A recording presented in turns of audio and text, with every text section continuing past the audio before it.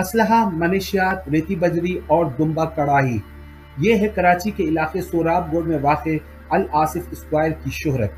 کہا جاتا ہے کہ یہاں کے رہائشیوں کو جینز کی پینٹ اور پولیس کی وردی دونوں ناپسند تھی۔ اسمگلڈ امپورٹڈ بوسکی سے لے کر راکٹ لانچر تک سب کچھ یہاں کھلے عام ملتا رہا۔ الآصف اسکوائر کراچی شہر کا ایک انٹری پوائنٹ تھا جو ماضی میں سپر ہائی وے کی باڑہ مارکیٹ کے نام سے مشہور تھا، لیکن آہستہ آہستہ یہ ایک مخصوص قومیت کی آبادی میں تبدیل ہوتے ہوئے دیکھا گیا،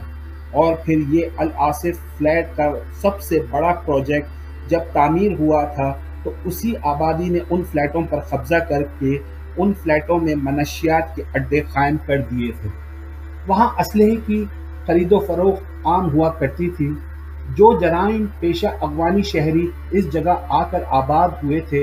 اور ان کے ذریعے ہی اسلحہ، ہیروئن اور منشیات پورے کراچی شہر میں پھیلتا چلا گیا۔ الآصف اسکوائر پر چونکہ افغان کیمپ بھی قائم کیا گیا تھا اور اس جگہ کو منی افغانستان بھی کہا جاتا تھا، وہاں پر کوئی اندر نہیں جا سکتا تھا۔ وہ ایک نو گو ایریا بن چکا تھا اور اس کے اندر جانا کسی کو بھی الاؤڈ نہیں تھا۔ رات میں الآصف اسکوائر کے عقب میں، جہاں پر انڈس پلازا بھی پڑتا ہے جو ہمیشہ سے نو گو ایریا تھا، وہاں عام سا معمولی سا کام کرنے والا بھی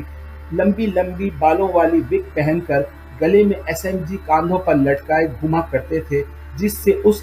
علاقے کا اندازہ ایسا ہو گیا تھا کہ اس علاقے کا ماحول ایسا بن گیا تھا کہ افغانستان جیسا نظر آنے لگتا تھا۔ کچھ عرصے پہلے پولیس اس علاقے میں ایک اطلاع پر وہاں چلی گئی، ورزی میں چلی گئی تھی کچھ لوگوں کو گرفتار کرنے کے لیے، تو دن دہاڑے ان کو فائرنگ کر کے قتل کر دیا گیا تھا۔ پولیس کی اضافی نفری کو بھی اندر پہنچنے میں بہت زیادہ دقت پیش آئی تھی۔ اس بات سے یہ اندازہ لگایا جا سکتا ہے کہ ان میں اس وقت خوف بالکل نہیں تھا اور پولیس والوں کو بھی قتل کرنے میں انہوں نے ذرا سی بھی ہچکچاہٹ محسوس نہیں کی تھی۔ الآصف اسکوائر کراچی کے دیگر علاقوں کی طرح سیاسی مفادات کے لیے بھی استعمال ہوتا رہا۔ دراصل الآصف اسکوائر اس وقت وجہ شہرت بنا جب MQM کے بانی الطاف حسین حیدرآباد ایک جلسہ کرنے کے لیے جا رہے تھے، تو اس MQM کے قافلے پر الآصف اسکوائر سے براہ راست لوگوں پر فائرنگ کی گئی تھی، جس کی وجہ سے درجنوں افراد لقمہ اجل بن گئے تھے۔ اس واقعے کے بعد سے یہاں کا علاقہ بھی ایک ڈراؤنا خواب بن گیا تھا۔ اس دور میں اردو بولنے والا کاٹن کے کرتا شلوار میں، جینز کی پینٹ میں اگر کسی کو بحالت مجبوری اس علاقے سے گزرنا بھی پڑتا تھا تو وہ گھر سے تمام قرآنی آیات پڑھ کر اپنے اوپر دم کرنے کے بعد ہی خوفزدہ انداز میں اس علاقے سے گزرتا تھا۔ الآصف اسکوائر کے فلیٹوں میں چھپ کر دہشت گردوں نے مذہبی فرقہ واریت کی آنکھ کو بھی خوب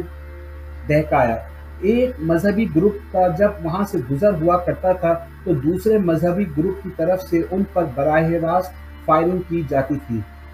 اور فائرنگ کا سلسلہ سوراب گوڑ سے شروع ہوتا تھا، الآصف اسکوائر تک آتا تھا اور پھر افغان بستی تک جا پہنچتا تھا، اور دوسرا گروپ جو ہوتا تھا وہ ان کے ٹرکوں کے اڈوں، پیٹرول کے اڈوں کو نظر آتش کیا کرتے تھے۔ کراچی کی جو سیاسی شناخت تھی، اسے جب ریاست نے تبدیل کرنے کی کوشش کی اور اپنے مفاد میں اسے لانے کی کوشش کی تو اس کے لیے جو طریقے اختیار کیے گئے وہ بہت ہی غیر جمہوری طریقے تھے۔ اس وجہ سے کراچی کی جو لسانی ہم آہنگی تھی اسے شدید دھچکا پہنچا اور وہ پوری طرح سے مسخ ہو گئی۔ کراچی کے اندر پاکٹس کو سیٹل کروایا گیا۔ کراچی کے جو انٹری پوائنٹ تھے ان داخلی راستوں پر نان کراچیائٹس کو باہر سے لا کر بسایا گیا۔ جیسے نیشنل ہائی وے پر آبادیاں ہیں، جیسے ناردرن بائی پاس پر آبادیاں ہیں، جتنے بھی کراچی کے انٹرنس اور ایگزٹ پوائنٹس ہیں تو وہاں پر ایک نان کراچیائٹس کا فوکس نظر آتا ہے۔ تو یہ جو کوشش تھی کراچی کو ایک غیر جمہوری انداز میں قابو کرنے کی، شاید یہ سب اسی کا رد عمل تھا، اور ایک زمانے میں جو MQM کا بیانیہ تھا کہ کراچی کو ایک کولونیل اسٹیٹ کی طرح سے چلایا گیا تھا، جو بالکل صحیح بات تھی۔ یہ کراچی کی سیاست کا ایک بہت بڑا المیہ تھا کہ کراچی میں جب جب سیاست ہوئی ہے وہ مقامی سیاست کو طاقتور کرنے کی بجائے مقامی سیاست کو مین پولیٹیکل اسٹریم کا حصہ بنانے کی بجائے جو کوشش کی گئی وہ یہ کہ اس مقامی طاقت کو کسی طرح سے قابو کیا جائے، اور وہ جو قابو کرنے کی حکمت عملی تھی وہ کئی مقامات پر ناکام ہوتی چلی گئی۔